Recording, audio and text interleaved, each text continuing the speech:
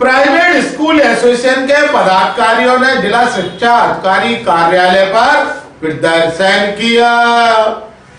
Private school association ने बिना TC के प्रवेश दिए जाने के आदेश के विरोध में जिला शिक्षा अधिकारी कार्यालय पर प्रदर्शन कर जिला शिक्षा अधिकारी विकास जोशी को स्कूली शिक्षा मंत्री के नाम ज्ञापन सौंपा और विरोध जताया। प्राइवेट स्कूल एसोसिएशन के जिलाध्यक्ष राजकरण सिंह भदौरिया का कहना है कि शासकीय अशासकीय स्कूलों में यदि टीसी नहीं होने पर स्कूल में एडमिशन दिए जाएंगे तो शिक्षा मंडल ही खराब हो जाएगा, क्योंकि 6वीं का छात्र 8वीं में एडमिशन ले लेगा। इसके साथ ही अनेक विसंगतियां पैदा हो जाएंगी। उन्होंने स्कूली शिक्षा मंत्री से मांग की है कि यथावत बिना टीसी के प्रवेश दिए जाने के आदेश पर रोक लगाई जाए।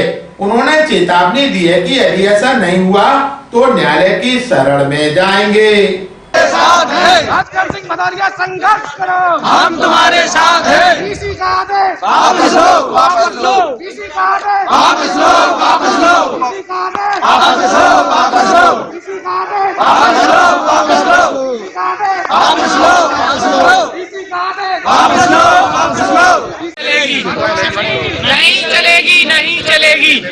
ग्वालियर अभी तक से चर्चा के दौरान एसोसिएशन के जिलाध्यक्ष राजकरण सिंह भदौरिया व जिला शिक्षा अधिकारी विकास जोशी ने कहा, ये शासन ने आयुक्त के द्वारा, डायरेक्टर के द्वारा एक लेटर जारी किया गया है। पहले लेटर जारी किया गया था कि किसी भी कक्षा में यदि बच्चा एडमिशन लेता है तो टीसी लेना आवश्यक है और टीसी के बिना कोई भी बच्चा प्रवेश नहीं ले सकता है। यदि कोई शासकीय स्कूल या शासकीय स्कूल बिना टीसी के एडमिशन लेता है तो शासन के द्वारा खिलाफ कार्रवाई किया जाएगी। उसके विरुद्ध नियमानुसार कार्य नहीं करने के विरुद्ध में उसके खिलाफ कार्रवाई की जाएगी। इसी पत्र को उन्होंने दोबारा कैंसिल कर दिया।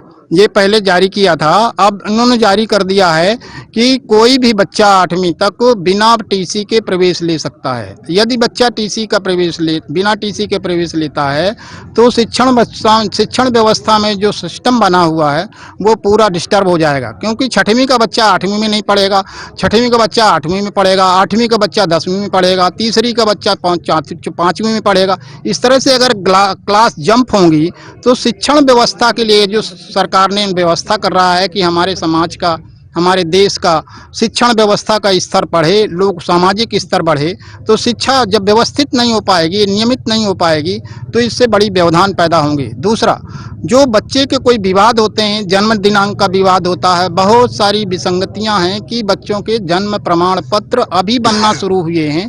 पिछले 10 साल पहले, 20 साल पहले जन्म प्रमाण पत्र नहीं बनते थे। जो बच्चा 8वीं में है उसका जन्म प्रमाण पत्र नहीं होता है तो कोर्ट में, वो न्यायालय में केवल टीसी का मूल आधार होता है और टीसी के मूल आधार को ही जन्म दिनांक का बैलेट आधार माना जाता है। तो इन व्यवस्थाएं, बहुत सारी विसंगतियां हैं। मैंने शासन से अपील की है, उनसे मांग की है कि ये टीसी का जो आदेश इन्होंने जारी किया है कि बिना टीसी के प्रवेश नहीं दिए जाने हैं, वो लेटर को निरस्त करें और शिक्षण व्यवस्था को मजबूत करने में टीसी आवश्यक रूप से लागू करें, ये हमारी मांग है। हमारे प्रदेश अध्यक्ष माननीय श्री अजीत सिंह से अपील की है। पूरे प्रदेश में 52 जिले हैं, 52 जिलों से मांग की जा रही है। ये उनको शासन को ज्ञापन देने का प्रयास, सूचना देने का प्रयास किया जा रहा है। अगर ये नहीं मानते हैं तो हम न्यायालय की शरण में जाएंगे और न्यायालय के, हमारे पास आरटी एक्ट के विधान है, शिक्षा संहिता नियमावली बनी हुई है, आरटी एक्ट के नियम बने हुए हैं।